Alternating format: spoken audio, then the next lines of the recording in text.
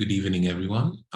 Thank you so much for joining us for this conversation, which is taking place as part of ongoing KASPALE exhibition at Nkai. This conversation is between Annie Coombes and Syowia Kyambi, and will unpack performance as a strategy and the use of the archive in Syowia Kyambi's practice, paying particular attention to questions of site specificity as it relates to space and the body, time and temporality, and memory and remembrance. Conversation will make reference to particular works featured in the exhibition and previous works by the artists as well, exploring the multiplicity of methodologies in Kyambi's practice. A little background on the exhibition before we begin. KASPALE is a trickster character that Syowia Kyambi created to intervene in situations where the burden of violent histories renders them difficult to articulate, to engage with. This body of work started in 2018 with the research into the history of the Amani Research Station in Usambara in northern Tanzania and the archives of the Mark Museum in Hamburg. And it has since expanded into a series of encounters and interventions in which KASPALE shuttles back and forth in time and space, appearing in real and imagined spaces and always the mind to speak and act where speech and action are otherwise curtailed. This evening, Syowia Kyambi will be in conversation with Annie Coombes, who is Professor Emerita of Material and Visual Culture in the Department of History of Art and founding director of the Peltz Gallery at Birkbeck, University of London. Coombes' research focuses on colonial histories, their legacies in the present, and the tensions involved in memorializing such violent histories in the public domain in Britain, South Africa, Kenya, and Nigeria. Her books include Reinventing Africa, Museums and Material Culture and Popular Imagination in Late Victorian and Edwardian England, and History After Apartheid, Visual Culture and Public Memory in Democratic South Africa. In 2014, she published Managing Heritage and Making Peace, History, Identity and Memory in Contemporary Kenya, co-authored with Lotte, Hughes and Karega, Munene. Coombes has always written for contemporary artists, particularly women whose practice expands our understanding of the epistemic and actual violence of colonialism and its effects. For example, Sonia Boyce, Joy Gregory, Syowia Kyambi, Senzeni Marasela, Lisa Rayana, Tracy Rose, Bernie Sao, Benny Siopsis, and Carrie Davies. With that introduction, I'd like to hand over to you, Syowia and Annie, to take us on. Thanks, Don. Thanks, Don. Do you want to say something first, Syowia? I'm a bit bamboozled with the introduction. I think might be nice to share how we first met. Yeah. I'm trying to retrace the date. I feel like it was 2007, 8 or 9, around there. I think that's right. Yeah. Yeah.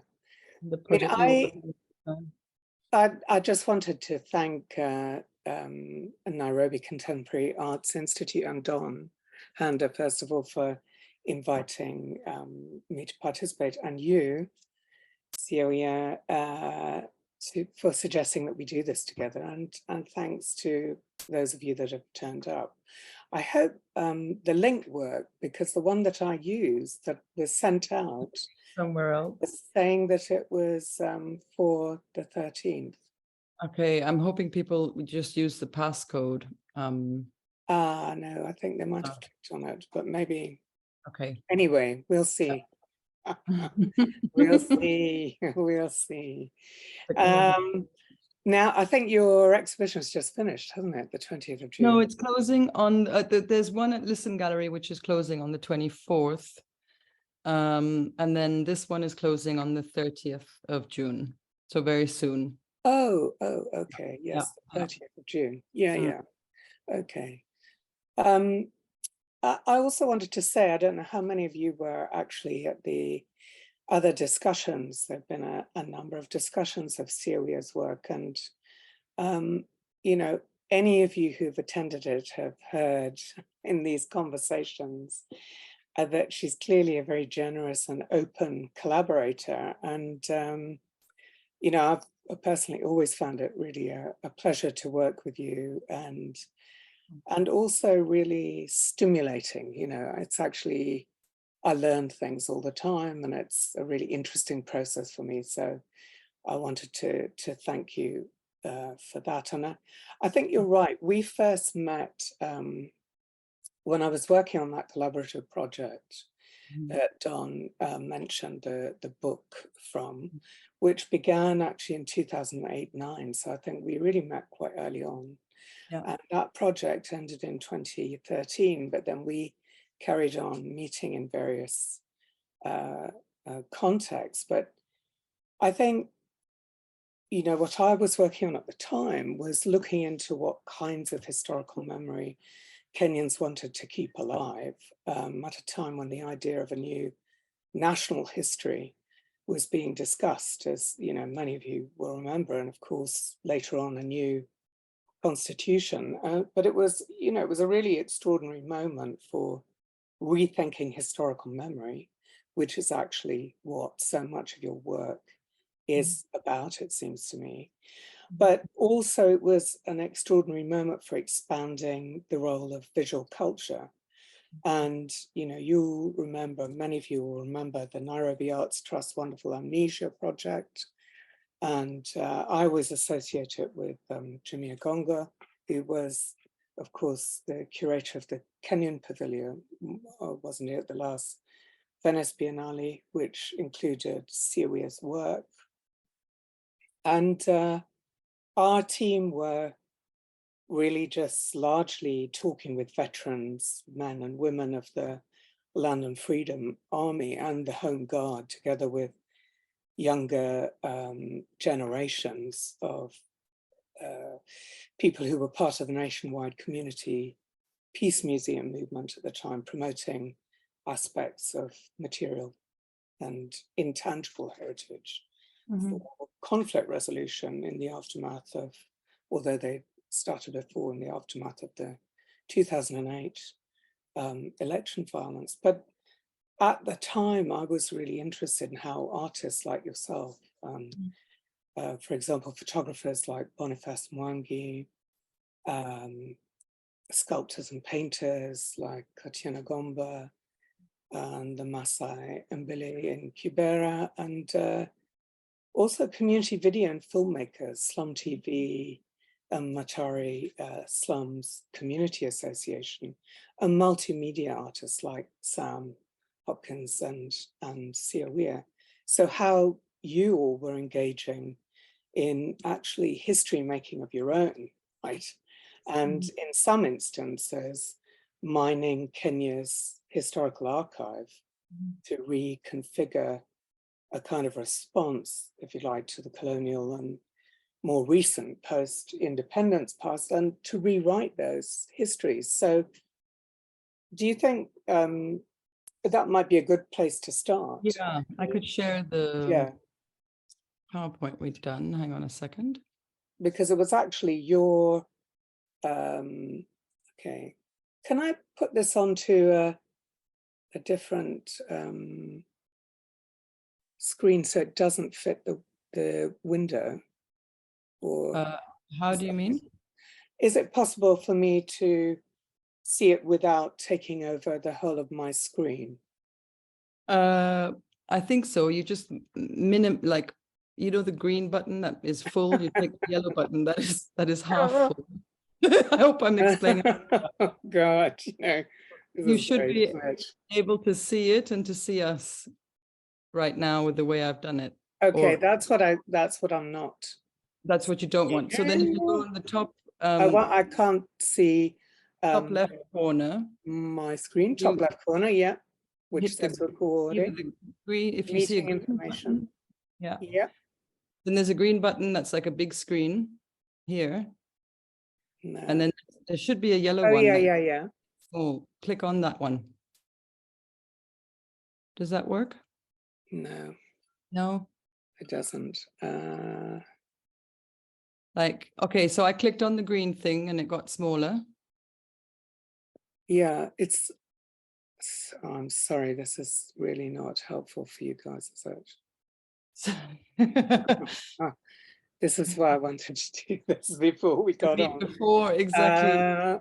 We got let's see. Take your time. No, the trouble is it's taken over this thing and my questions are actually on the screen. On the other side, yeah. Do you Yeah, have any it's actually a green button that you can click on? No, I've got On this where you see my mouse? Yeah, hold on. Yeah, hold on. Then you click on that. Got it. Got Yeah? it. Good. Yes. Okay, All I'm right. going to Sorry, pull. guys. Yeah, sorry, Sorry people. for Are we my all together? incompetence. Okay. Is everybody Got okay? it. Oh, sorry. God. Okay. All right. Yeah. The piece where me and Annie first met is really, I was working on this commission for the National Museum, the Nairobi National Museum, which is a permanent piece in their collection. And I was using the photographs in their archive and kind of, it's called Infinity Flashes of the Past. And you've got like several different images of different historical moments, some which were deemed kind of important and which would find themselves in newspaper clippings and like landmark moments like our the moment of getting independence. And some are quite from colonial archives that are now part of the National Museum archives that families donated over. And some are recycled newspaper clippings that the post-independence era kind of archive is, at that time when I was doing that work, a lot of the images were duplicates from newspaper imagery, whereas the colonial era had kind of albums that were donated by families. And then you'd have also images of like, the second president of Moi, Daniel Arap Moi, in very out of his normal context. So like sitting with a school child on his lap. He had quite a different kind of public image. And it took a long time to actually get access to that particular volume of work. You could never go underneath into the actual basement of the archive. People, you'd ask for a certain timeline or a certain image, and then somebody would bring it up to you. So I'm also never sure of whether I ever got to see the whole archive, the photographic archive, or not. And actually, you can see that photo, can't you, on the right-hand side? Yeah, it's this one. Yeah. Yeah. I'll just flip down. So it's just in the stairwell, and as you're always seeing several images at one time, you can never kind of isolate an image. And you're also always seeing yourself in the mirror. When I use mirrors in my practice, often it's in response to that kind of putting you back into part of the piece and part of the history. I have a feeling those are the two that I have of that. Yeah. Yeah.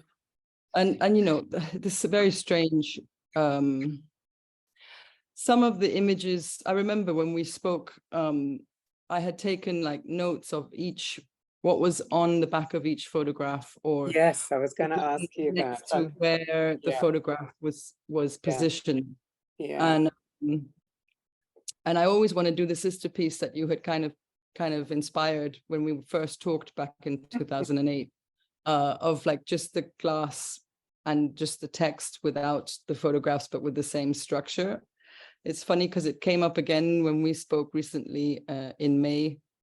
And I still feel like that's a useful sister piece, because what's shocking, and also kind of not shocking when you start to look at this material so much, is that the names of people are omitted, names of African people are omitted. And this strange photograph of a hanging was actually slipped inside of an album that was like a family album and had no kind of reference marks or where it came from.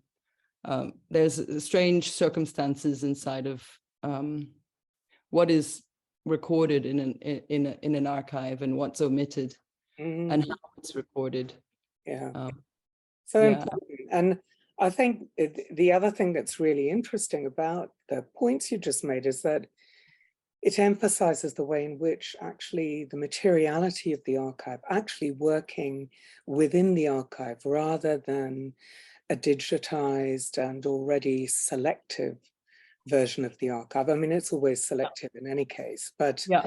you know, they're actually working with the material itself is the thing that enabled you to make those observations, I think, which And there was yeah, there's a very strange moment as well of a contemporary curatorial work that was inside of that archive of a freedom fighter who was in shackles, and the curatorial text written next to it, which was written in 2000s, had a caption saying, "Was it worth it?" So I was also kind of shocked at I don't know that there wasn't much information of the wider context of that exhibition where those particular photographs were used. I know that the exhibition was shown in 2000s, so it's not an old colonial exhibition that you have an extraction from. It's somebody thinking in that way now and using that kind of language for a freedom fighter now. And I was quite like taken aback, and it also made me realize we still have a lot of work to do. If that's the willingness to use that kind of language, talking about somebody who's actually fought for our freedom. So I suppose the other thing about this that's so, you know, it's quite an early piece, but the use of the archive, it was quite difficult to get hold of those archives, as I remember rightly at the time. Yeah, you know, I had people were not terribly kind of keen to let them be mulled over and looked at in that way. It of course, it depends who's asking, but it was a difficult thing to get hold of. So the fact that you were able to do that kind of work is also very impressive, I think. I think I had an easier entry point because the commission was in place and it was like a free system. Yes. But in order to get my hands on the archive to do with Moy's time, that people were quite like trepid to give me anything. It took about a couple of weeks before I actually got a file, and I got a really thin file. Yes. But it's always a negotiation, and I think a willingness to find multiple tactics is always useful, I think. But sometimes it's also very frustrating because it's technically, you're right, it's a public service space. But the other thing that's interesting about this piece is that it's very much also a sculpture, isn't it? I mean, it draws attention to the fact that your work it's an installation, but it's also sculpture. It's one of the pieces that is very responsive. So a sculpture in the sense of it being very responsive to site, and in this case, a stairwell, and to how that site is activated by walking up and down the stairs. So the glimpses or flashes of the past kind of coalescing to make new connections. You know, just as you said, you use the mirror as a way of making us, making it impossible for the viewer to stand back entirely from the process of engagement with the images and your part in that, whatever that may be. Historically, it's also just by virtue of the fact that you've used the staircase, it means that the viewer has to engage it in a number of different ways. So there's a kind of serendipity, which I think, kind of chance in the way in which we encounter which images together. And that makes inevitably a completely different sense of them for the viewer. It makes connections, the violence of these different historical periods that are represented in this archive, that are in the sculpture, the installation. What it also does is it partly gets us to realize that there is in fact a connectedness between the different forms of colonial and other violence in this history, and then the different historical periods that are represented through the archive that you've used, you know. Yeah. And I really appreciated that as well. Yeah, it'd be good if you did the backs of the photos. I know. Love you to do a piece on that. But there's something coming up that does also kind of relate to that with the work that you did in March. So maybe we'll talk a little bit about that too with the postcards. But the other work that I wanted to just go back to, again, an earlier piece of yours, which I think you talked about with Don as well, Woman, Fraulein, Damsel, and Me. The work that you did in 2 parts, didn't you? So it was both engaging entrapment and then release as a different kind of aspect of performance, but also installation. So they have a number of different lives. I might ask you a little bit about that later. But I wonder if you could say something about the significance of the archive in this work, especially in the first part, engaging entrapment. And maybe also, I think it's important to share that I guess this was my first performative engagement in my practice when I did this work. Right, was it? For an installation with a performance and how the performance activates it or does something.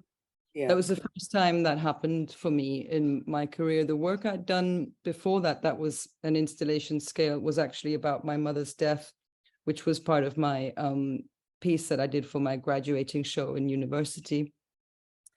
And then I had actually created a figure in fetal position, which was her and her illness and kind of this whole Tortoise Atom was the name of the work, Death's Breath. I had actually folded up this figure after the piece was done and had carried it back to Kenya with me in the thoughts to do something else. And this particular work, I think, is a link to that piece. And I kind of had to do this kind of very personal work first in order to get to the kind of work that I'm doing today. And the performance wasn't public. I simply invited a friend to document it. So this part in the gallery also, or in the space, this also was. Okay. So this is a bird's eye view, and it's actually me and my sisters, and it's got a red thread and kind of double mirror that's been 2 shards of mirror that have been bound together. And then to go to your archival question, this was at the British Institute of Eastern Africa in the maps that they have from how do you call it? Not protectorate maps, I forget. So maps during colonial time. So they're also kind of ordnance survey maps, aren't they? Mapping. Yeah. So it's of East Africa. Yeah. And a friend of mine, a friend of a friend was actually doing like target shooting, going to the target shooting range somewhere. I've never been to one. So I asked them for one of their like target practice papers. Yes. And then scanned the target shooting range paper together with the map image as a collage work. So I guess this is also the first time I'm using scans and photographs of items and then collaging them together, which has become quite a large part of my practice today now too. So that's kind of interesting. I hadn't thought of that yet. And then you've got a razor wire environment. And when you enter, you took your shoes off, and it was only an installation for the public. It was actually my first solo show ever at the Goethe Institute, called Gender, Power and the Past. So you were always bent in the space, and you always only saw yourself in fragmentation. And the work really unpacks the history of growing up in a space where, in a family dynamic where my father, who was born in 1936 and spent the time of Kenya's independence in Germany, and kind of missed that independence era. And I was born and raised in Kenya. And there was always a weird circumstance when he was younger, where he'd kind of pick and choose 70s liberal German thinking, which actually isn't so liberal now as an adult. I was like, okay, I can understand that that's actually not so liberal, but I thought of it as. And then typical kind of traditional ways of being that are obviously rooted in him being from Ukambani, and kind of picking and choosing whenever it suited him, and us constantly navigating that terrain, which was never secure or sure, and also filled with a disappointment of where the independent Kenya is. So I think it's important to share, like, my father fought very heavily in Germany because it was extremely racist, as it still is, and was training in medical school, and actually became a surgeon, and then got the position of chief surgeon, and was offered that position and actually turned it down to return back to Kenya with this kind of romanticized notion of what independent Kenya is, and then coming home and getting disappointed at how things are not working in the way that he had expected.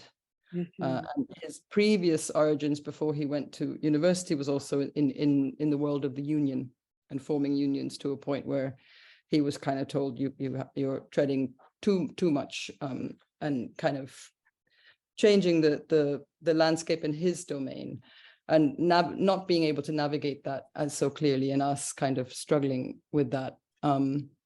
So it's engaging entrapment is all about this psychological terrain, and it's all very, very a very personal autobiographical work.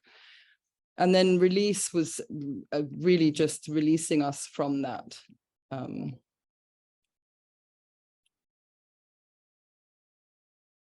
this was at the Indian Ocean on Bofa Beach in Kenya. So, and also the location is quite specific. It's not the location where we did family holidays, but the family holidays were always at the beach. And that was the time I'd see it kind of a different part of my father. So in that sense, the previous work I'd done in university was about my mother, and this second work was very much so about my father and my siblings and our dynamics.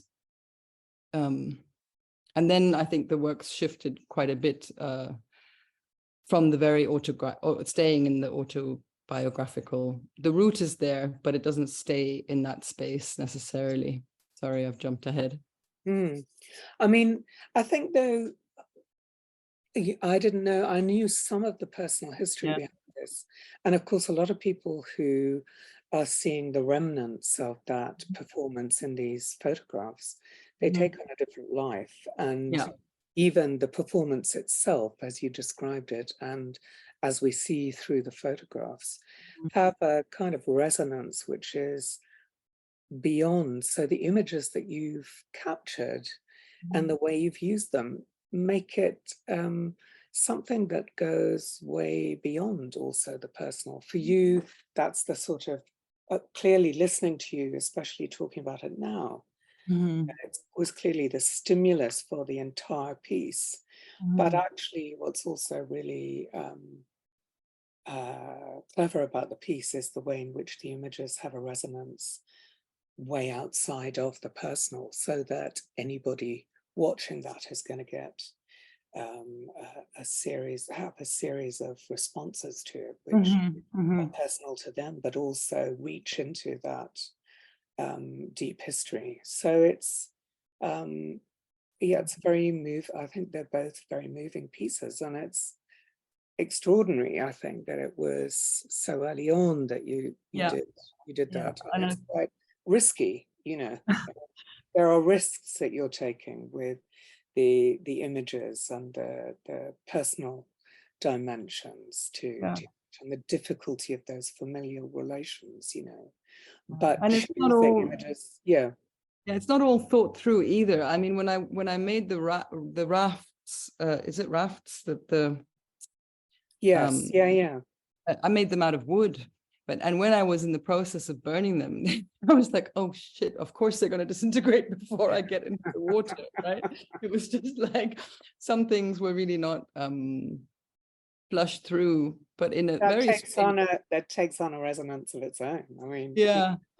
And in a very that's strange sense, each of us, me and my sisters, the way the cremation section went was very interesting. One went very quickly, one was like struggling, and one was like in the middle. And it really, at the time, I was also like, oh yeah, this is us, you know. You know, one of us is still like hankering on issues. The other one's like, fuck this, I'm done with it, you know. So it was kind of, yeah.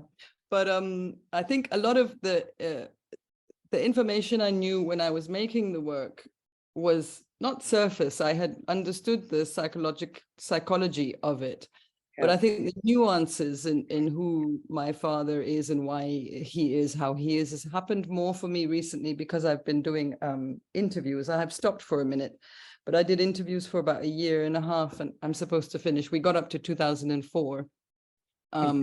And it really gave a framing about his union life, and kind of fighting. He was part of creating the first unions for oil companies in Kenya to represent Africans, because there was only him and one other person, and the other person got fired, and the union hired them, and then my dad kind of got fired, but the union couldn't hire him, and that's how he ended up through the push for. There's a Pan-African movement to send students overseas, and he was in the second leg of that push. So some of that detailed information I've only gotten now, and I didn't have when I was producing this work.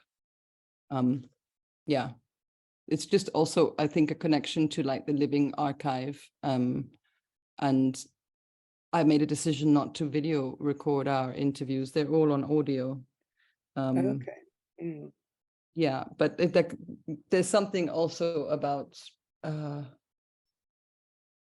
guess recording somebody's life story as well, while, you know, and not doing it in hindsight. That I don't know, it's shifted something for me with how I look at this work. Not that it's changed the way I look at the work, it's just made another layer of perhaps understanding. Yeah. But it's interesting, isn't it, how you made the decision to just keep that, the interviews and the discussions with your father, to keep those at an audio level. Because, I mean, one of the things I wanted to ask you, which comes up out of this piece very, very clearly, but also a series of others, is that a number of your works, like Women, Fraulein, Damsel and Me, they've got multiple lives, don't they, as stagings or installations, as sculptures, as time-based, site-specific pieces, performance pieces, maybe we'd say.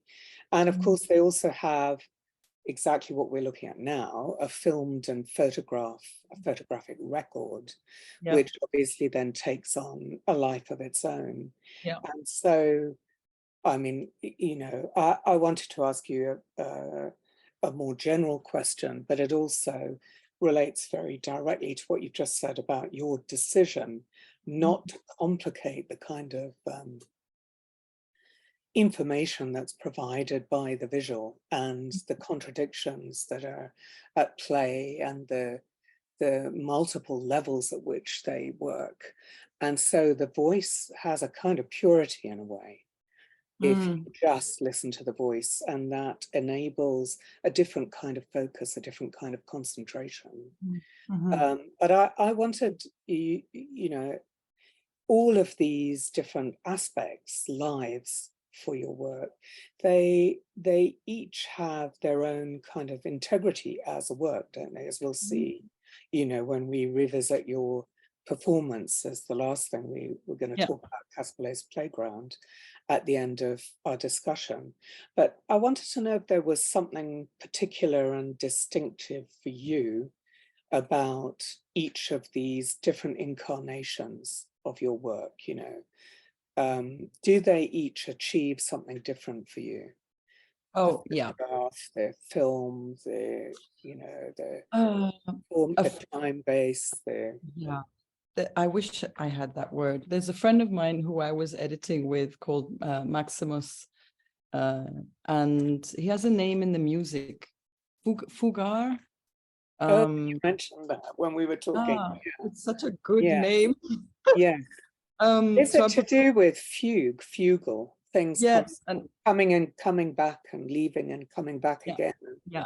And There's something that is consistent, but then it's moment how I've understood it, and I'm not I'm not fully, I haven't fully delved into the word or like excavated its meaning properly, but how is these threads that are connected to the source, but then there's something different that happen, and it's a continuous, infinite thing. And that's how I like that word, because it describes my practice. There are like kerne, like seeds that are whole pieces, and then there are continuations of those, but those continuations are connected, but also new things. yes, yeah, it is a really nice word. You're right. Yeah. This idea of fugue. So I think that really helps me explain that. Yeah. Because it's not really stopping, and it doesn't stop, and it shouldn't. And I mean, also, I just feel like it's very much connected to life and how things are intermeshing and crisscrossing, and kind of thoughts are continuations of other thoughts, and feelings are continuations of other things, and they're running in tandem and in different directions, but there's always a linkage, like a spider's web.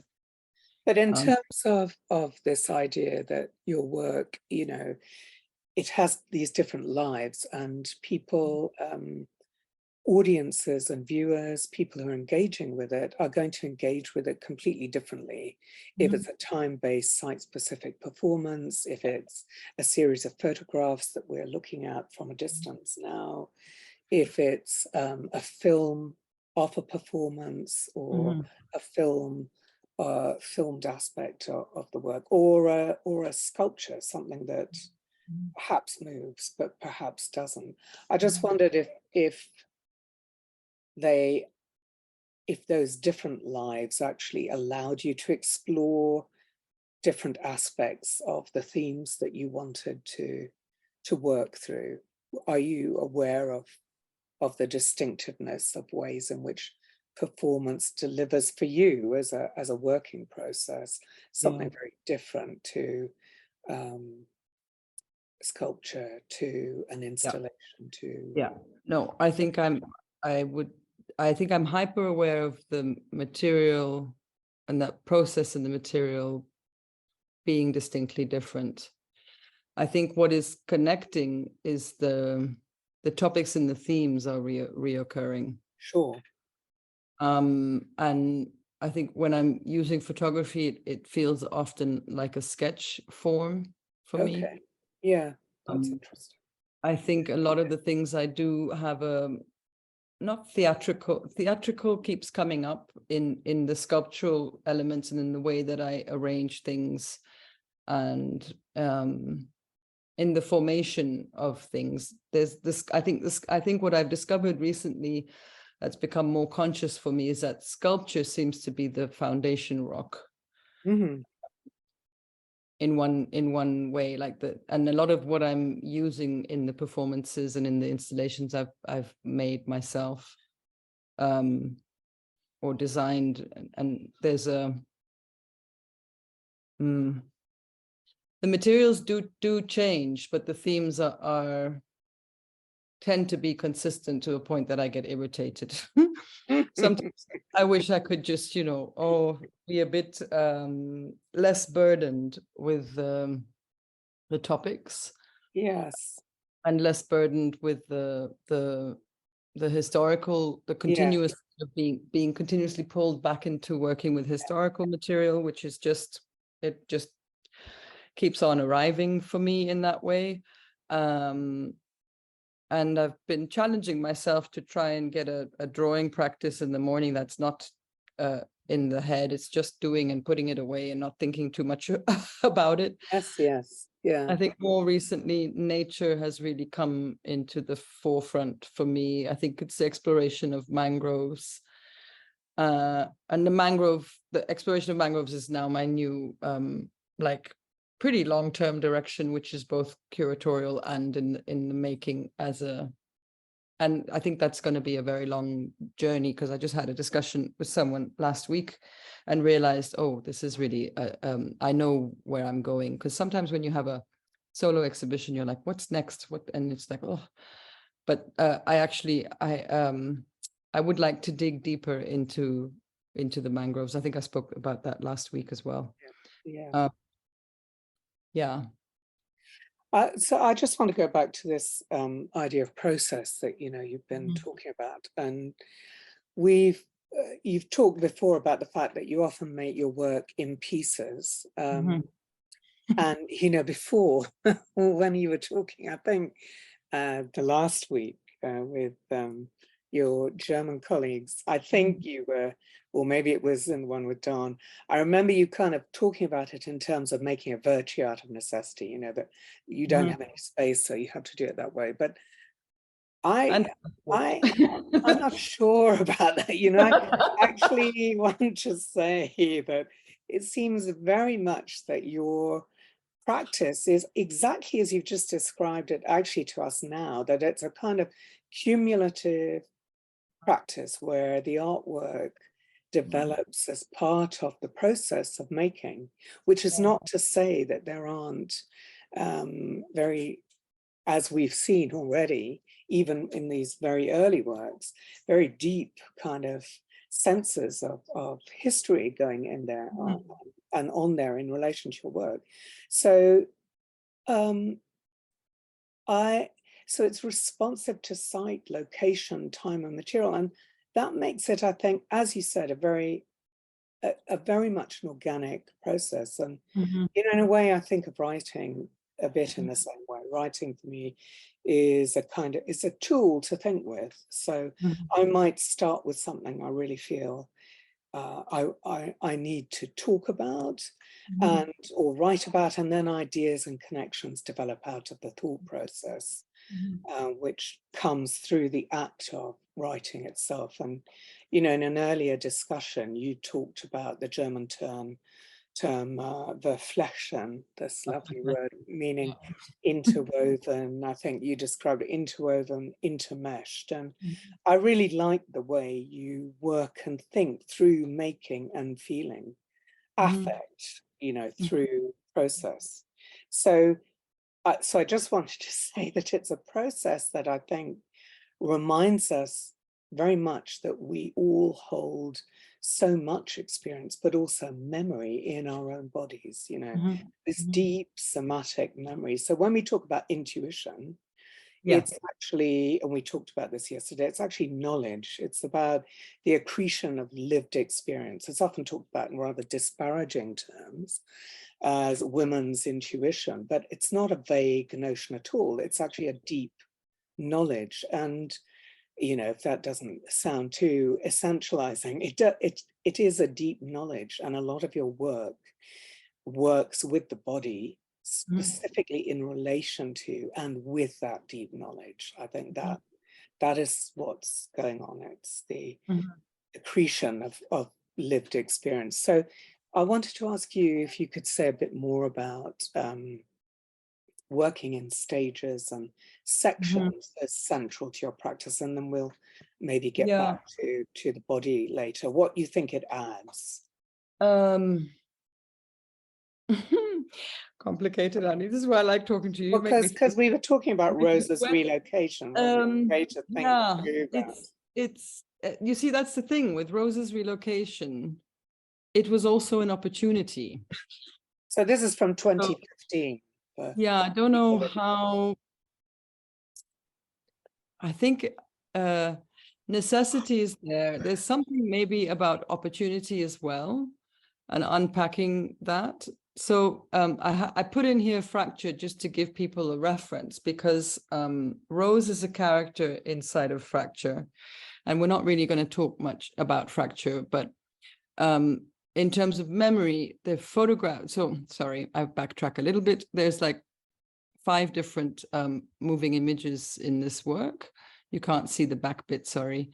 And one of them is the documentation of the performance. But this particular section has to do with Rose, who kind of is a character who comes from upcountry and struggles to navigate the city, and is also struggling. There's a wider subtext to that story of struggling with, collectively struggling with our past. So she kind of gets ready and tries to get ready in the morning. Like for me, in my head, it's in the morning, but when I'm performing, she dresses, puts on her business suit, and tries to greet people, but keeps falling down before she can actually greet anybody. And then comes to kind of a destruction, but I don't want to get into that too much. What I want to get into is when I created her as a character, I took a series of photographs of her, what are her memories of her mother's home. And I was in Metz, and we were doing a body talk with Koyoko, and it was a touring show. And so the work was out of my hands for a year. But because I was performing every time for Fracture, I had a moment to take Rose out of the installation before the show opened. So I had a desire to photograph her now, creating Rose's relocation, where she's moved to Metz in France, and is struggling as well with navigating the migration to Europe and these responsibilities, and again an aloneness in her life and experience, which is similar to the one she experienced from going up country to urban space.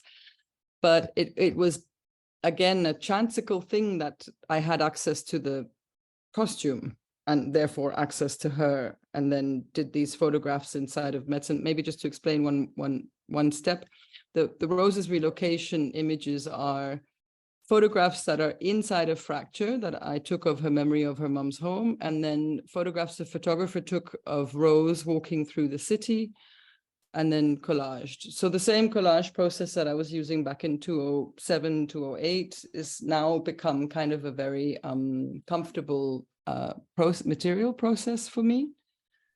So sorry, there's loads to unpack there in terms of a fictional archive that's generated for a character, and also I think serendipity is maybe a better word than opportunity, or what was the other word? Like working because of a situation. Yes. It's also, I have a lot of serendipitous moments that I actually managed to seize. I would put it that way. Mm-hmm. So the cumulative, and I think that is because of what you said earlier. Maybe, I'm not sure, it is because I am working cumulatively. That I manage to seize the serendipitous moments and run with them. Mm-hmm. So yeah, and this is how Rose's relocation came about. I don't think I included the other. There's like a series of 5 of them, but they're also playing a lot with perspectives and who's looking where, and kind of like, yes, this is not possible, you know. You can't see her and see this. There's something weird happening there, and the pressure of a wedding dress and kind of finance and getting married and having a certain status, and so different moments coming together for her, and you actually providing that for us. And I've always actually seen your work as pretty much, you know, it's a good one to talk about in relation to that as well, but also other works like My Mother's Mother. I've always seen your work as pretty much woman-centered also, everything you've been talking about so far, both in terms of collective working practices, untethered magic, and I know it's not a women's collective, but also the women's collective that you're part of, what Yeah. they actually do. And Yeah. it would be nice to hear a bit about it at some point, maybe if we've got time here. Yeah. But also in terms of the protagonists, you know, the alter egos, as we've just seen in Rosa's relocation, and the focus and themes of much of your work. And would you agree with that? Do you think that's right? It is yes, sort of pretty because- much woman-centered, I think. Yeah, like what I was saying earlier, at the very beginning of our conversation, is the autobiographical nature in my starting points has never really changed. And I identify as female, and a lot of the struggles I've dealt with as a person is also these negotiations of, negotiating society, negotiating internal and external expectations, finding ways of sustaining myself better emotionally, physically, mentally, financially. And I think some of those themes that I end up unpacking in my practice, but it's because they're also affecting me in my life. So that the life and the practice are not separate. And I think Untethered Magic is a pretty clear way of the intermeshedness of that now, which has actually become pretty intense in a sense, but in a good way, that there's no shift, and some people can't live with me for that, but some people, then that's okay. That's just the way it is. So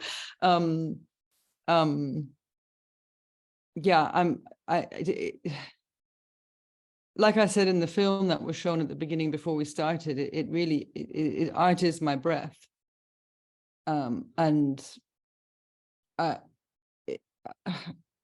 It's a requirement for me. I'm not sustained without it. Mm-hmm. And my lived experiences, I think, is part of what I'm exploring in my practice, as a lot of artists tend to do. And I think the colonial historical material keeps coming back to me as well, because of my parents' lineage and the years that they were born in the World War II and in colonization. Those are landmark historical times in the world that affect us today, and probably continue to affect us, Yeah. For sure. And What the Hell She Doing is also, it's a collective with Usha Sijaram from South Africa, Imi Mali from Uganda, and Sonia E. Barrett, who's Jamaican and British and German. And we're all practitioners. We got together in 2019, and we meet on a regular basis to discuss our practices and challenges we face as artists, as mothers who are artists. And we all work with material to do with labor, historical material, archival material, domesticity. Those are kind of themes that run between us. And so I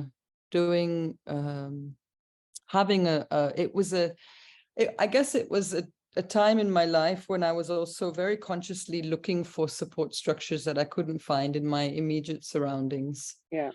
And I think Untethered Magic is also a result of looking for that and building that for myself and for others. But there's definitely, it's not only for others, it's something that I'm needing, and I know other people are needing, and whoever is, it's working in that sense.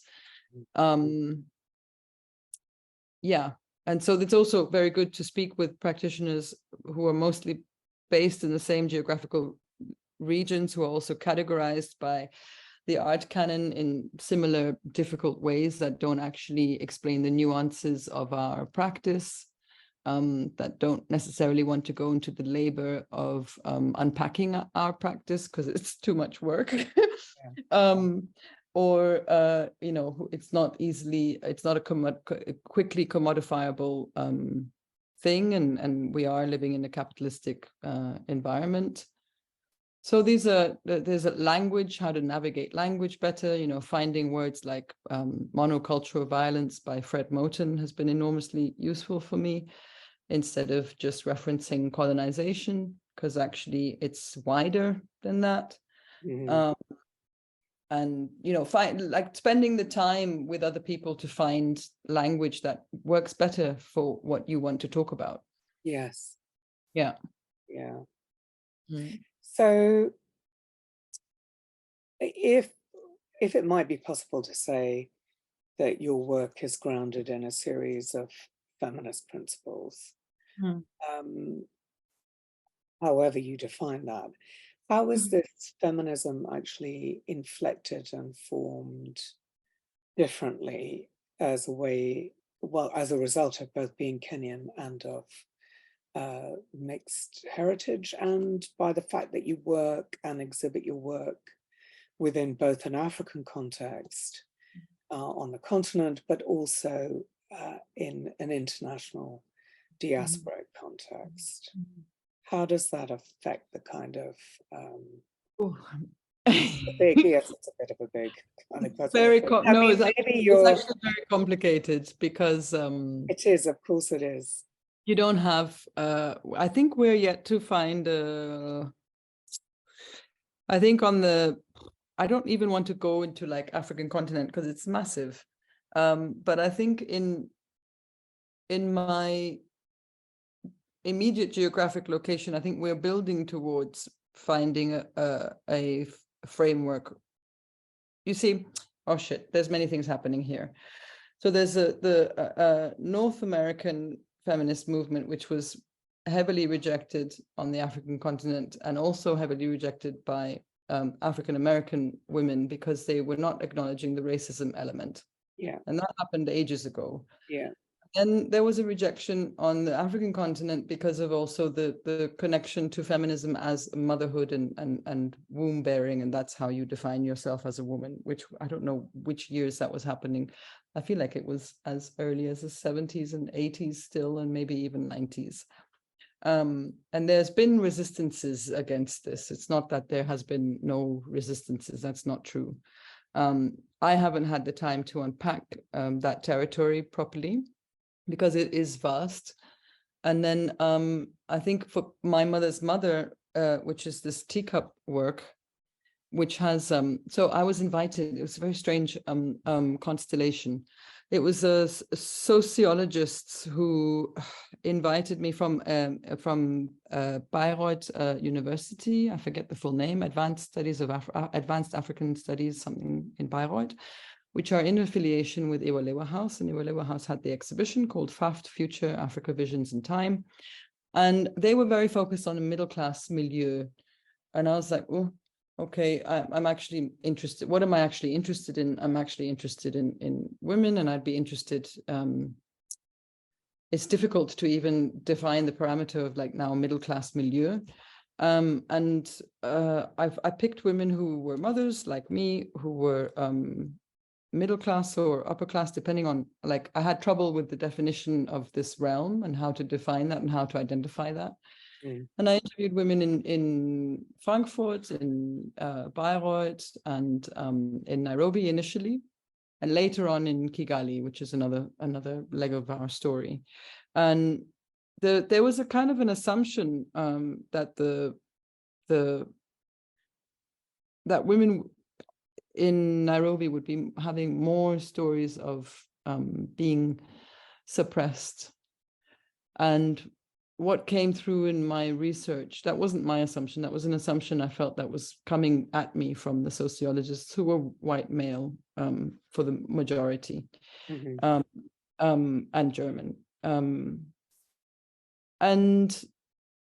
It was pretty horrific to do the research on German feminism. So German feminism was pretty strong pre-Hitler's time.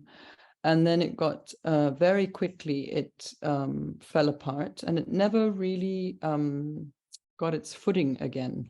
And also what was happening in the East, former East of Germany and former West, was also very different.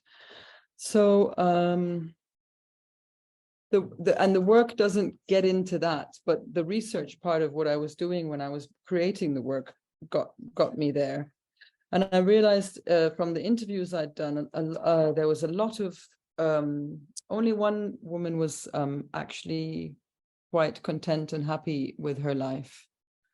And a lot of them had a lot of pressure to be perfect, sexually perfect, in the kitchen, fantastic, you know, having a organized house, everything, and not much of a support structure around them to make, you know, to taking care of a child, very nucleus in its design. And in the former East, so there's, you know, from Hitler's time, you had the Küche, Kind und Kirche, the 3 Ks, so child, kitchen, and church. Mm. And what was funny when I was doing the research in this is in the, are we in the, when was the war? I'm sorry, my brain's going. 45. So like years late, like so in Kenya, in the early 50s, late 40s, you had something that was BBBs, a bed, bathroom, and baby, or broom, baby, and bathroom. I can't quite remember, but I was like, oh, that's interesting, because, you know, the Brits have this history of really shitting on the Germans, which is like a constant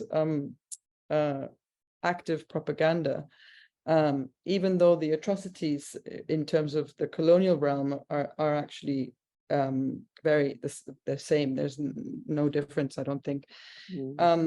And that school of teaching, so in Kenya we had a Victorian philosophy that was built inside of school systems, that was schools for African civil servants who needed appropriate wives, and that's how women got into school. But when we were talking about this, you were also saying this might not be accurate information, and we kind of fizzled off into another conversation. But this is what I was exploring when I was doing the research at the time. And I was also exploring how in the former East, you had, you know, still a desire, women were needed to work post-war, and you still had childcare then embedded in the society, which didn't exist in the West. And there's loads of, anyhow, it was very interesting. And this work is basically, you hear all the different interviews, you have their stories inside of the teacups.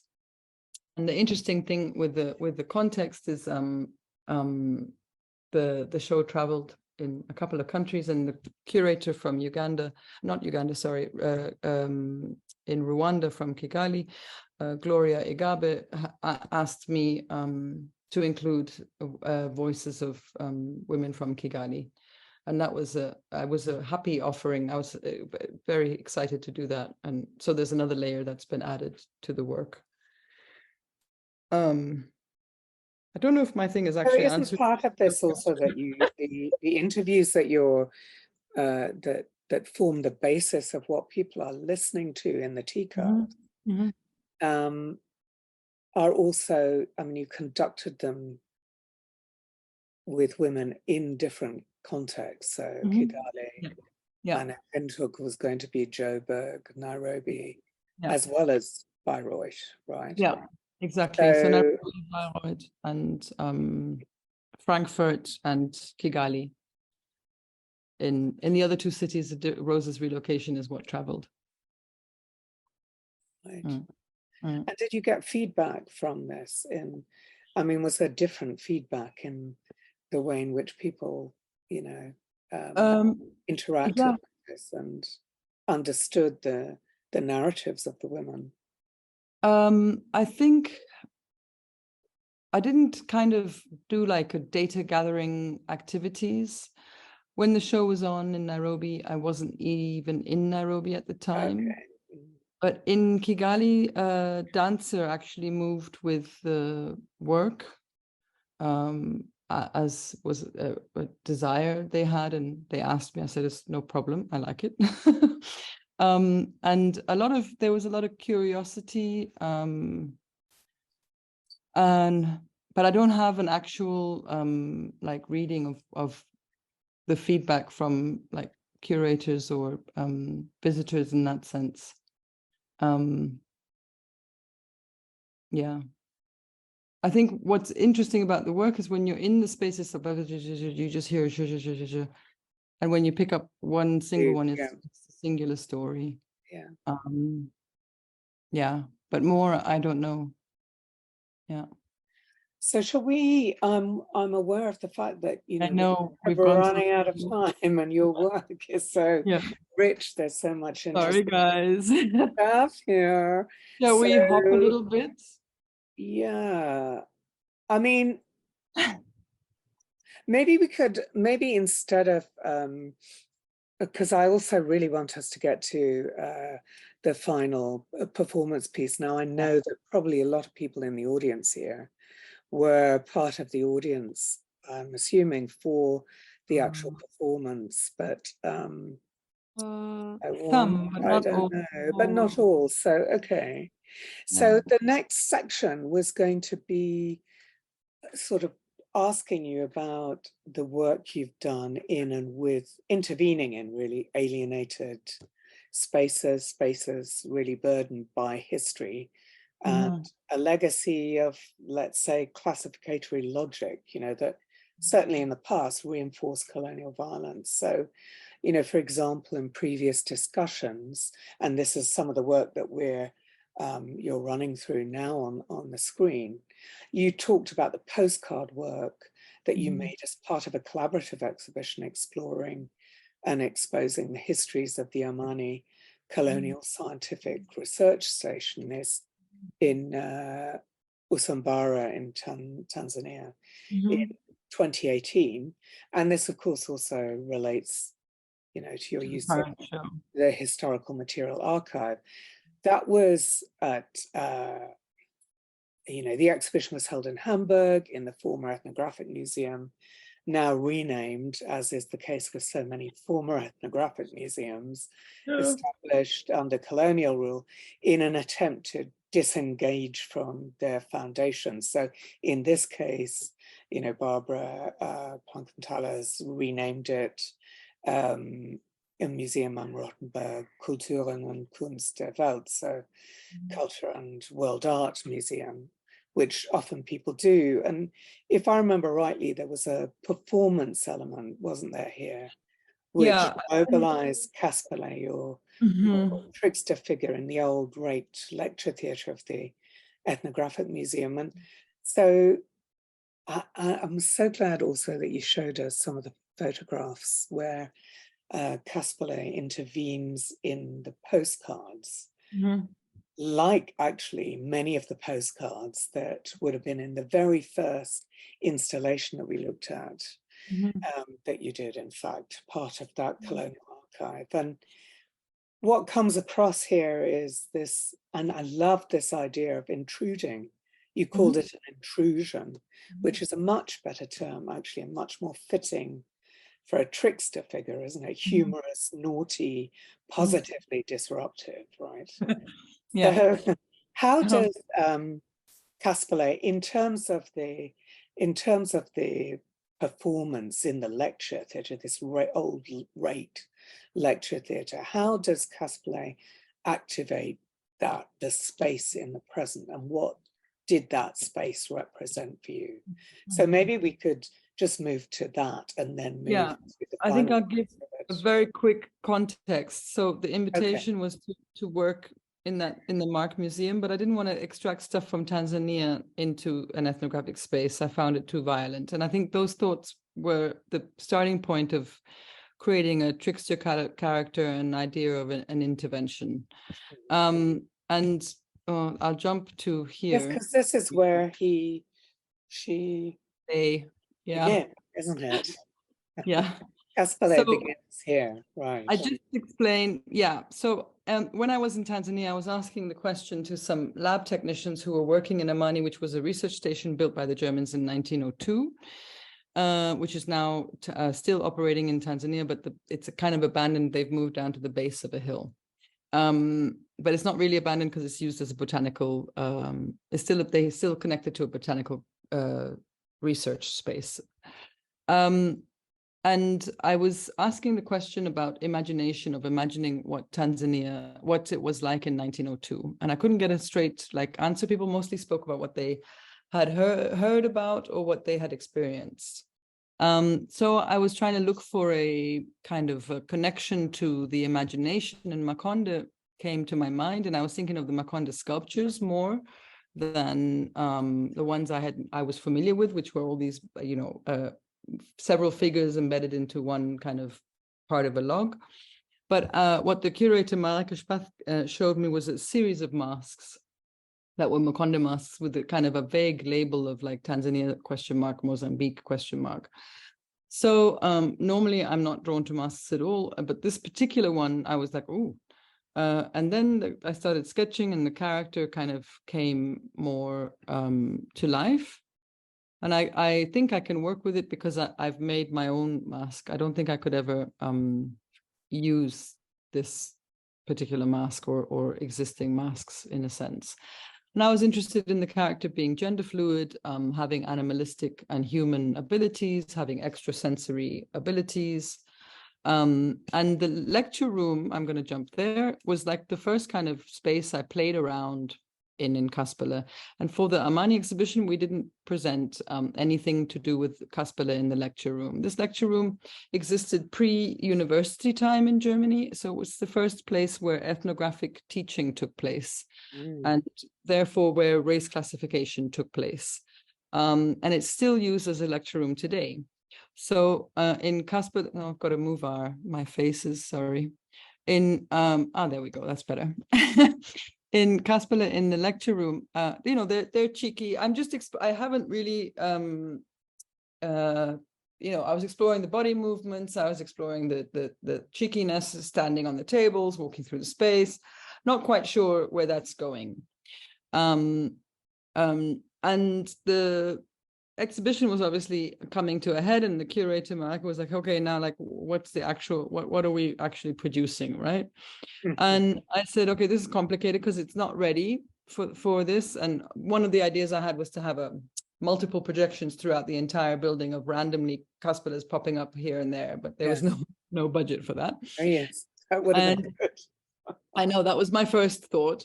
And then I said, okay, what's in let me go to my home base, photographs and archives. What have you got of the time in Amani? And there's two zoologists, Vossler and Sturman, who were in Amani taking photographs in 1902 to 1904. And they allowed me to basically reinsert KASPALE inside of those images, which are then reinserted back inside of their archive. And together with the curator, we were like, I don't want this to be an artwork that's up on a wall. It has to be an activating type tool. And we collectively came up with this postcard idea as part of a work. I did two pieces. One was the green gold, which was completely different body of work for that show, and this particular KASPALE's Archive Intrusion, the postcard series.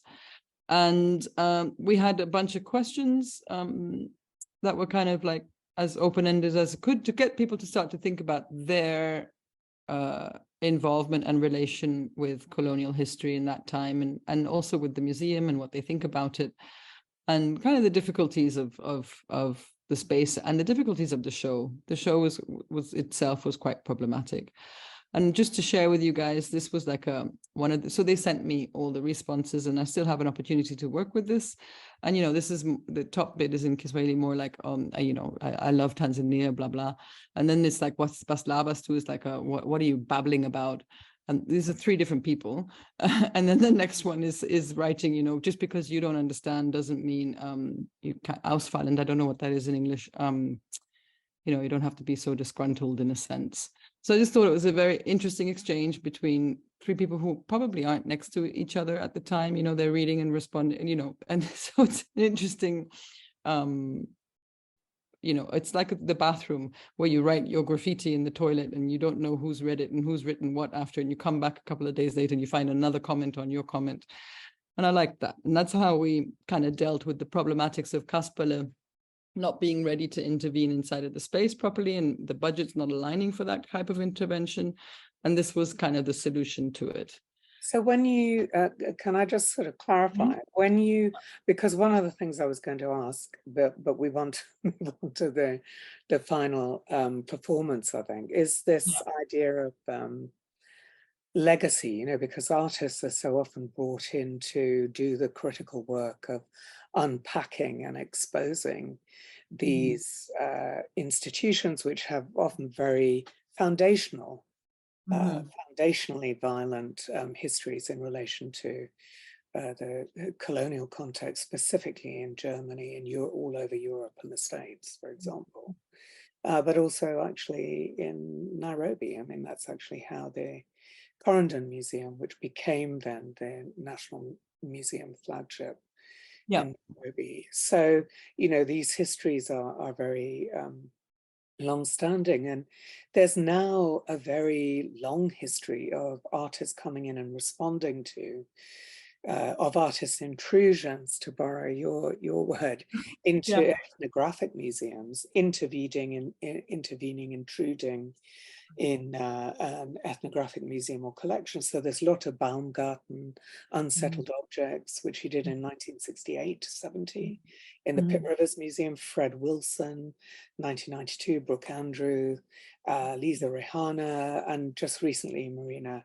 Abramovich, also in the Pitt Rivers Museum. But it seems like they're often the people that are brought in to do the critical work, and then it's kind of, and they're welcoming, and there are lots of clearly very they stimulate very important discussions and dialogues, and we saw that in your, you know, that really interesting discussion that you had with the two people from Max Planck and Mark that you work with in those contexts.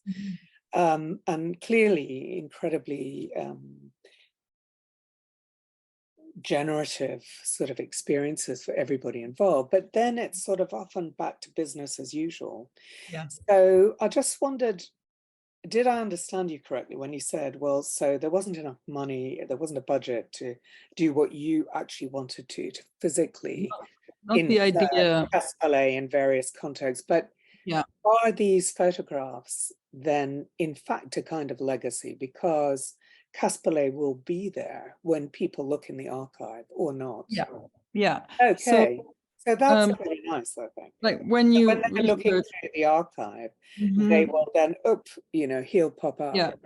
And also when you Google Bosler and Sturman now, KASPALE kind of appears as well. I think because I keep naming them as I'm naming KASPALE, so it's automatically coming up. And it's not that it's not a bad thing that they didn't have like money, because the thought process for the concept of the idea came after. So the budget was set I like think it's the year good, before. actually. I think it's a really nice. And it, again, you know, going back to what you were saying earlier, it's serendipitous, right? The problem is serendipitous.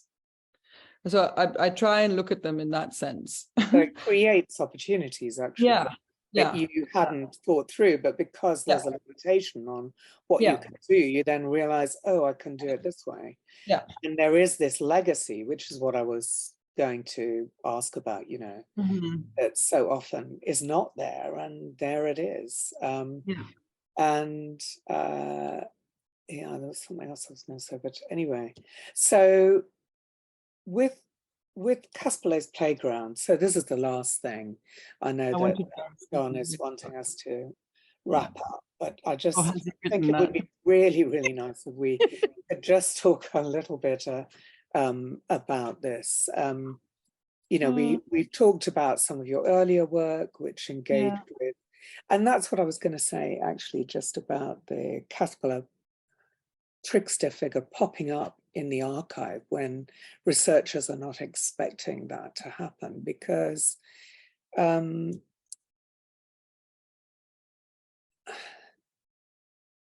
there's this kind of defamiliarization which has taken place, hasn't it? So those photographs, we're expecting the usual run of colonial photographs, which are often rich, and they elicit all sorts of things. They're not a singular kind of set of images or contexts, actually. But nonetheless, then they're disrupted by this figure, just as when we saw the colonial archive being used in your first installation, there's a Brechtian kind of defamiliarization that goes on. We expect these in a certain context within certain classifications, and then because they're put together, we see new relationships, and it shifts what we thought we knew. And that is exactly, it doesn't tell us what we should know, but it shifts us into another space. So, okay, so with the KASPALE playground, which is ongoing, right, as I understand it from talking to you, this now really is one of the sort of works which engages centrally the Moore era. Many of the other works we've looked at are really engaging with the violence of the colonial period under British occupation and the resistance against that. But this, I wonder if you could tell us, because I remember, you know, I think around 2013, so the performance references, it takes place around Nyayo House and in Nairobi, which became infamous as a torture chamber for suspected critics of the Moi government under his presidency. And I think around 2013, local NGOs and the International Coalition of Sites of Conscience actually were involved in evaluating that site as a national memory site. Yeah, potential. Even potentially, and there was even a cleansing ceremony, I think, conducted with survivors during this time in the basement. But I'm right, aren't I? I'm thinking that actually currently there's no public intervention memorial which encourages people to engage with that history. Yeah, not inside of Nyayo House, no. So can you there is one at the Supreme Court, apparently, but I haven't had a chance yet to go. There's a what, sorry? There's one at the Supreme Court, or maybe somebody can let us know in the group. There is one that is public. I haven't had a chance to go. Somebody told me about it some months back. Okay. But I need to go and visit it. But maybe just for context, is when the torture was occurring inside of Nyayo House, at the similar time was the Saba Saba movement, which was the movement for multipartyism. And the Mothers' Protest is also a pivotal moment because the last resort, which was the act of stripping naked, is also perceived or seemed as a curse. So that's when the police actually backed off, and most of their sons were released, but one. And in order to, so this is still, Nyayo House is still a government building where you get your passport and immigration documents, and it's an official government site, so it's very hard to film and photograph or do anything like performatively there. So I deployed the use of KASPALE's puppet. That's where KASPALE's puppet was birthed from. And use projections as a way of breaking down the building. But then there's a weird moment in the work where I shift from KASPALE to myself in order to commemorate the protests that took place. And I think it's important to just reference there's a history. It's a history that a lot of younger people in Nairobi and Kenya don't know about. And it's a history that still, like you said, there was an attempt to commemorate it, but it wasn't really, it hasn't come to its full fruition of a commemoration. I feel like we've really, what is Dawn saying? There is a museum at basement of Supreme. Yeah, there we go. I haven't been there yet. I really want to go and see what that is all about.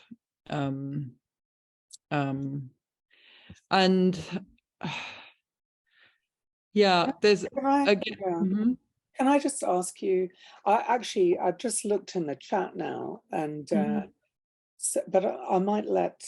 I think it's important that Dawn, who's a moderator, actually deals with the questions that are coming from the audience, because there are some really interesting couple of questions that have come in. So shall we just shift to that maybe, and we can always come back to this playground if there's something that needs unpacking, I'm sure.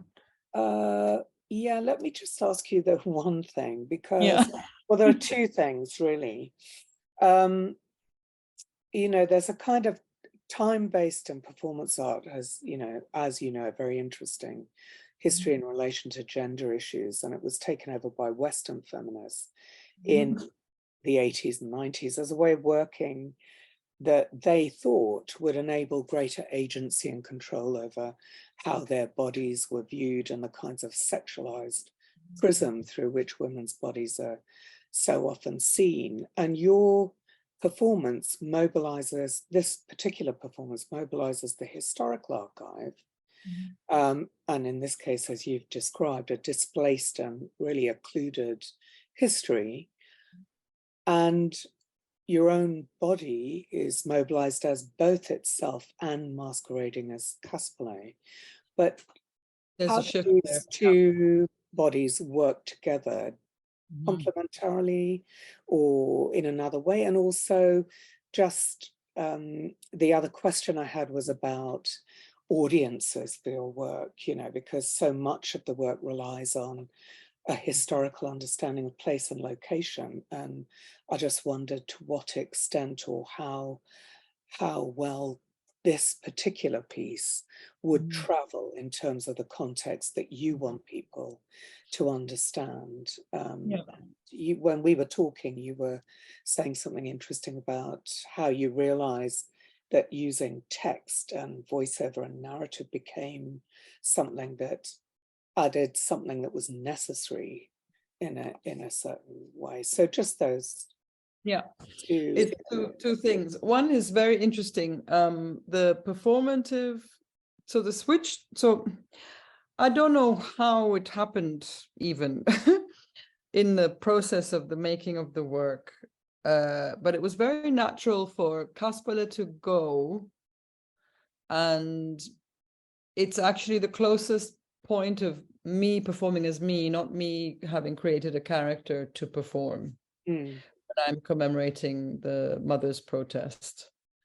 So that's the first time performatively that I'm not, apart from Woman, Fräulein, Dance and Me, all the other performative works I've done inside of installations have had characters that I've developed and built. So Woman, Fräulein, Dance and Me was me, and this is also me, a different me, of course, from that other time too, in a sense. But it's, and the transition, I think KASPALE, like I was unable to, even KASPALE themselves were unable to break down Nyayo House, and they needed the puppet to do that, and I needed KASPALE. So there was a domino effect in that sense. But as the building and the performance is getting broken, KASPALE is not needed in the same way. In fact, the puppet remains as a remnant also in the video projection of the performance as well, and the puppet is actually broken in the video element of after the breakage because of the work of the breakage, and there's an active repair, and but the repair actually I've never managed to fully repair in any of the performances that I've done with KASPALE's Playground. And I think the modus of operating as me is important because it's a commemoration in a sense, and I don't know, I haven't unpacked that in an ability to translate that in a verbal way, but the work has traveled between Malta, Amsterdam, Utrecht, and Kenya now, Nairobi, since last year, and South Africa, but it was seen as a multiple channel. So it's interesting. It's an installation on its own. It can be an installation and a performance, and it can be a multiple channel video work. So in South Africa, it was a multiple channel video work, and in Malta was the first time I performed it, and I noticed there was in Malta the audience were very close, and I felt them with time getting quite lost. So it was an intuitive mode of where I just told the story of being, the Nyayo House was conceived in my birth year. It was built in 1983. The second president of Kenya changed after the attempted coup and became quite a feared person and dictator type elements to him. And the torture chamber was active for the first 24 years of my life. That people, myself and my generation, tend to have a lot of self-censorship that's on autopilot, that I think is as a result of this time. Who Wangari Maathai is, and this text is not written, it's in my mind, and it changes every time my approach to it. And in the performance in Kenya, I had 2 opportunities now for my solo exhibition to perform this work. So I decided to do a little bit of a test for myself, and I tested out not speaking in the first time and asking the audience every time I've done it. And now I had, apart from Malta, discussions right after the performance. I think it's a nice element for this particular work to have a time for us to unpack it. And I was, I did that curiously to see, it's an assumption of that we would understand it because we're from Kenya. We know when I'm shouting Wangari Maathai, what it means. Yes. Whereas in Malta, nobody would know what the hell that is. But then even the audience in Kenya were like, yeah, a lot of us don't know this information. There's still some people who are not from Kenya who are in the audience, even though I'm in Kenya. So the second time I did it, which was just last week, I did speak again. And even the speaking is changing, and even the activities are changing. It's not a theatrical thing where it's very structured and the thing stays the same every time. It is always shifting a little bit. Yeah, and I think is that my answer to you? Have I answered both things? It's a good answer, and I think it exposes some of the difficulties, I think, of dealing with this kind of material in contexts where people are not really aware of the historical context, or in fact, I mean, there are some good questions, so I'm going to stop now, but the other moment, of course, is that the women and the women's protest, the women themselves were actually successful, so that their sons were released and they were reunited with their sons, and it was an extraordinary thing, wasn't it, as a protest, not just in terms of the shaming that went on through the naked protest, but the shaming of the men who were,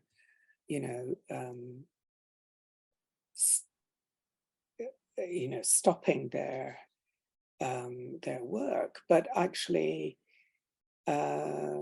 it was just sort of incredible, the success and the power that they did through their persistence actually managed to achieve such changes. So which parts of the history we focus on and how that then gets understood or translated in these different contexts is a really tricky thing, I think, and it's really interesting.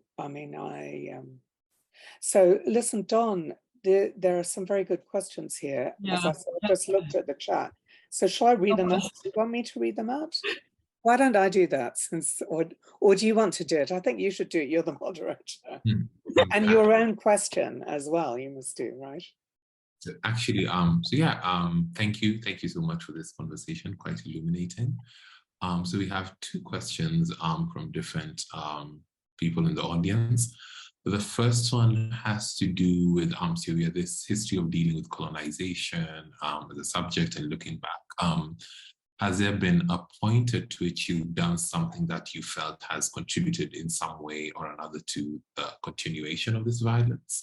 And the person asking continues and then says, well, this question is particularly more concerned with how you navigate the permanence of the things that you create and the potential that for them to be harmful in one way or another.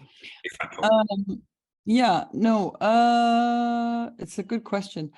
So let me unpack it a little bit. The question is asking the responsibility of not duplicating violence, right? Yes, I think in many ways that question. And it's asking about the objects. So permanency in objects is a little, I think for fracture, for example, they're crazy. One organization sent me back a massive mirror, which I didn't expect. I thought they'd just, give it back to people or find out somebody who wants it or whatever. So I'd like to, it doesn't, for fracture particularly, like the dresser and the mirror and all these items, I prefer to collect them from the city that I'm performing in. So I don't feel, those things are shifting and things are breaking and coming back together. Things are being used in other ways. The costumes stay with me actually in my little cupboard, unless they've gone somewhere, but I'm not that famous yet. The act of repair is an underlying thing in the process, and the act might not be possible for reparation. I think the consciousness of repeating violence came to the forefront for me when I was working with the Mark Museum in 2019. And I think there was 4 artists invited to produce work for this show, and I was the only one who refused to extract material from Tanzania for that exhibition as an act of saying it's too much of a violent request. And I asked them for a residency in the Mark Museum as well. I said, I'm but I'm not going to take anything from there. I did a bunch of sketch performances. I did a couple of conversations, but I didn't actually, all that material that was sketched out then, and some of the body movements of KASPALE started then without me even knowing. But none of that has ever been shown somewhere as a work or it became a work. And I asked them for a residency in the Mark Museum in response to the problematics of their question of asking me to do that in Tanzania. I think the earlier work, Woman, Fräulein, Dancer and Me, was in the performative element. There was no audience on purpose because it wasn't about an engagement with an audience. So yeah, I think that there are things that are hard to unpack when engaging with my work. But I tend to also, so KASPALE's Playground is an exemption. I tend to also perform inside of a space where you can come and go as you please. That's kind of an important element. I tested out the theater space recently, last year, and I knew it wasn't for me. I tested it out because I kept getting confronted with the theater and with objects being quite theatrical. My kind of bits and pieces. There was an urge. I also did theater when I was like 15, and it kept coming up for me. But then I noticed in the process of taking that risk that setting doesn't work because the act of repair cannot be timed, and or an attempted act of repair cannot be timed. Let's put it that way. And so sometimes these attempts of mine cannot fit inside of a programmed festival where it's like start, stop, and next performance now. But I had to do that to know, this is what's wrong with theater for me, and that's why that doesn't work so well. And if I didn't do it, then I wouldn't know. So I feel like I've tried to avoid that, but it might not necessarily be that I have actually managed to always. It's a process. There's always been sort of decision that you've tried to make to try and forestall that. Yeah, but it's, I mean, we also learn through doing, right? and we're also flawed as human beings. So I think it's a process of being willing to engage in really uncomfortable dialogue, and being in a process of engaging in a lot of dialogue and process and exchange throughout the process, well before the making, during the making, and post the making. It's ongoing work that I think we need to do as human beings. The next question then, I guess, speaks to kind of different ways of engaging with the past. The question here of the past repeatedly appears as a problem to be resolved, a legacy that dealt with silence histories that need to be told, from your friend Hughes. Yeah, hi, Lotte. Then there's also the question, but also there's, what about the past as generative of everything that is to come? And this idea that every reworking of the past is an act of shaping the futures. What are your thoughts on these? For example, KASPALE is complexity of presences from the past. It's interesting, giving diverse opportunities and potentialities for future making. What do you think of the way of thinking about the past? It's complicated. So there's a bit of KASPALE we didn't really share so much, which is the ancestors. And hi, Joost. Nice to see you. It's, yeah, no worries. It's the ancestral stuff and the time traveling and I think KASPALE is the trickster character that is actually not bound by past and present time. I think the work we shared is very, in archive intrusion was dealing with the past specifically, but KASPALE themselves are not bound by that. But we didn't get into those other works. So that's a bit of a missing gap. And then I think the thing, and I know from our other conversations, maybe you're going there, it's when I was developing KASPALE post the archive intrusion, post the lecture room, basically post the MARC project, in between the KASPALE's Playground project and the ongoing project of making KASPALE's ancestors, is the fiction, speculative fiction, and the imagination, the horizon, thinking about new horizons, thinking about multitude, and these thoughts. Yeah, I think there's something about not being what I liked. Okay, there's two things that helped me a lot in my process. One was the right to opacity, which was from Glissant. And this was in 2019 when a lot of people were asking me to explain KASPALE properly, and I wasn't able to. And the right to opacity was a very useful, like, actually, I don't have to know exactly what's going on right now. And I don't have to explain this right now in the way that you want me to explain it. And to kind of, I guess, have a theoretical thing or somebody else's reference that I look up to as like to help me have a bit more of a backbone, That was one thing that was very helpful. And the other thing that they speak about that inspired me a lot was this creolization and the multitude, and that there's strength in the multitude, and that you don't necessarily lose yourself. This illusion of losing yourself when you're in the multiple is not really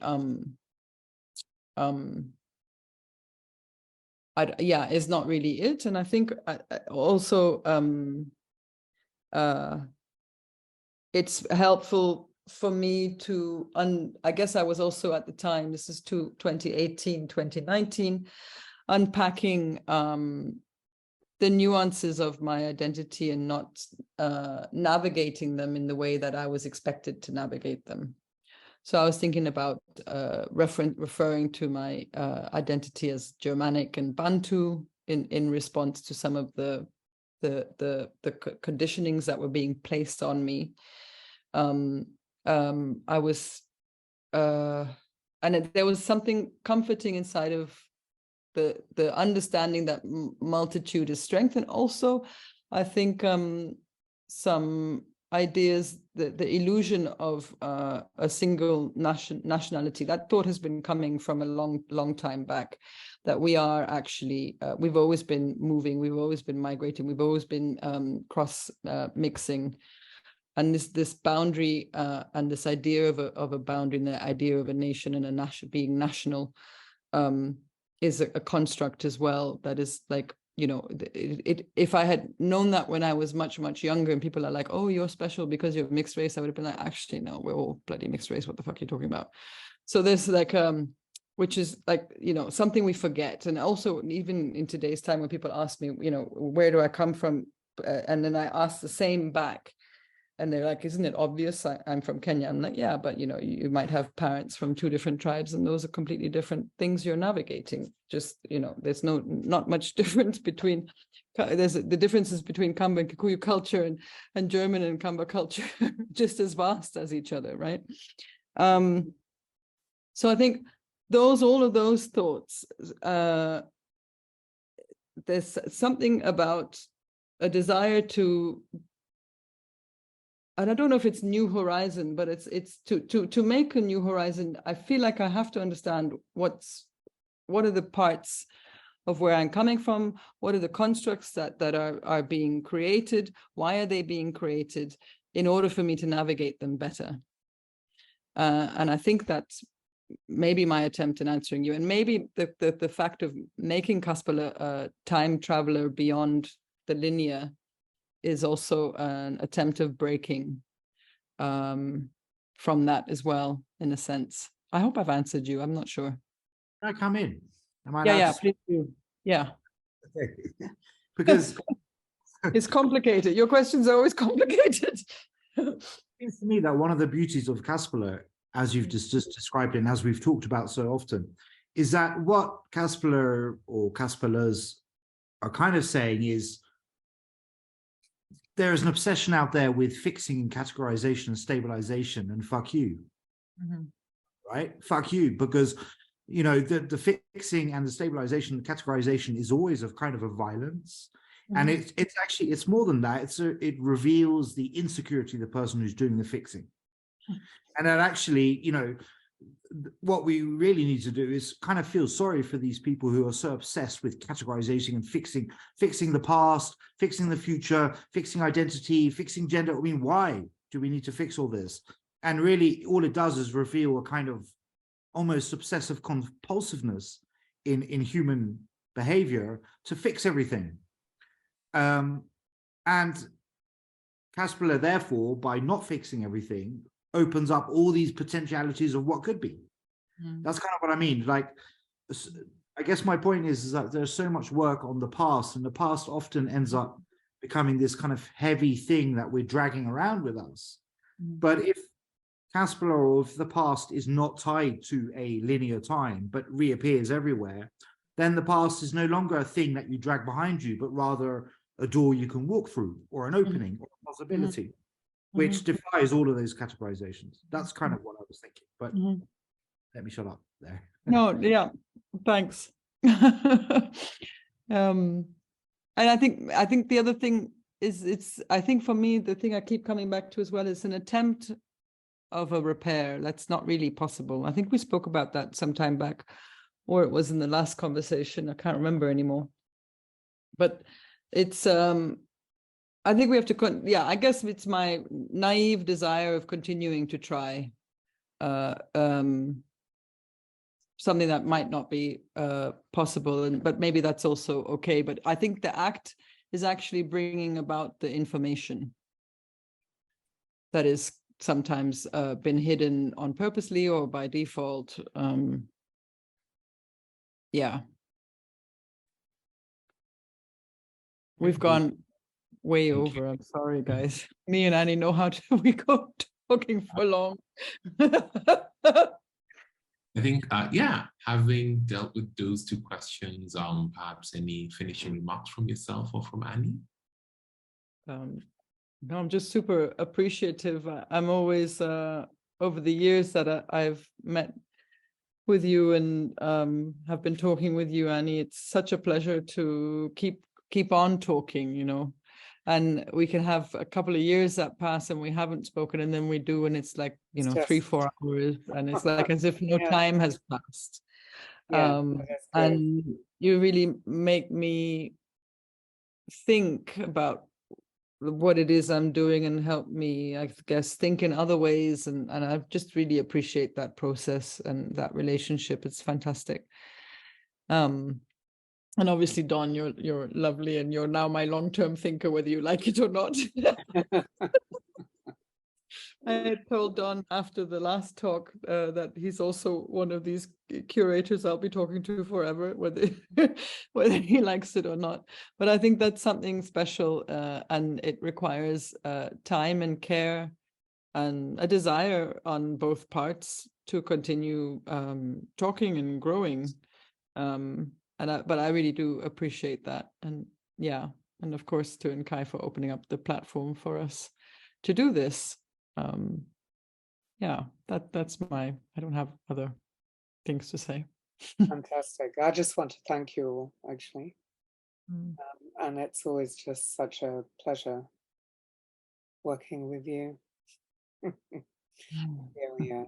So there is one other question. That's why I haven't got my glasses. Oh, the one in South Africa. It was a multiple channel video, and I didn't travel to South Africa. And it was kind of shady because when I asked them for documentation of the work, they actually took photographs of the screen. And I was like, I have the footage myself. I don't need that. I was expecting like the room and, people or whatever. But it was like images of the projection, like the screens themselves. And I think there was so I don't have any information. It was part of a festival. It was a performance festival, and I couldn't travel, so they opted for the multiple channel video. Yeah, I'm sorry, I'm not able to answer your question with more depth. Yeah. What I do find interesting is that when I've talked about the KASPALE playground and the mother's commemoration and the stripping, that it's been happening recently with the, oh, help me, Don, Fees Must Fall. In South Africa. In South Africa, there's been women who have stripped, and a friend of a friend actually knew the person and asked them like, what happened to you? Why did you do that? And they said, they didn't realize like that it wasn't a planned thing. It just was like a last resort. And similar things have happened in the Black Lives Matter movement. So it's not a pre-planned act. And that's the only kind of connector I have in terms of the work being seen in South Africa now. But I didn't get the right kind of feedback or documentation from the show, the multiple channel video.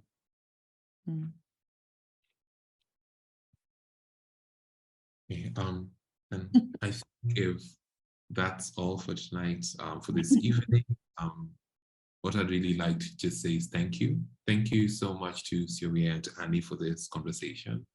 You've pulled out so many threads and highlighted so many different sort of overlapping properties and concerns in Syowia's practice. And I think for those listening in and those who have seen the exhibition or those who perhaps will get to see the exhibition in the remaining week, I think this conversation is certainly quite illuminating, both for the work at hand, but also for Syowia's larger practice. Thank you so much, Annie, for your time. Thank you for your thought on Syowia's work now and before. For those who haven't read, we have in our library one of Syowia's earlier publications, Contact Zones, which includes a wonderful essay by Annie Coombes in there as well. So next time you're in this space, please take some time and have a look. And thank you, Syowia, for your work.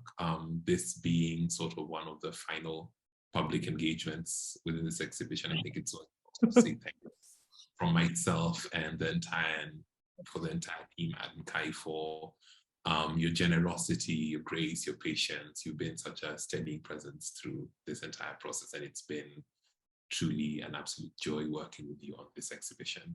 Oh, likewise. Thank you. So, Thank you. and with Bye. that, I say good night.